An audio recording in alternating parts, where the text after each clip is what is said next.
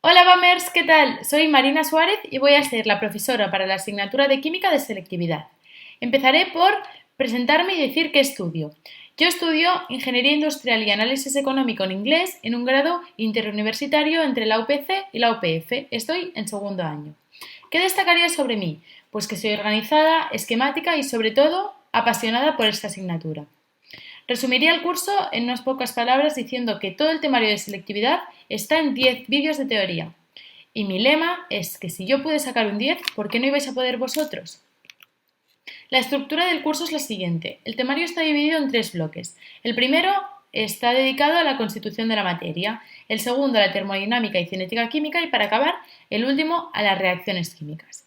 El contenido del paquete incluye los vídeos de teoría, vídeos resolviendo ejercicios por tema y exámenes completos, apuntes completos y organizados y para acabar, preguntas tipo test para que os podáis poner a prueba. Nos vemos, Famers. ¡Chao!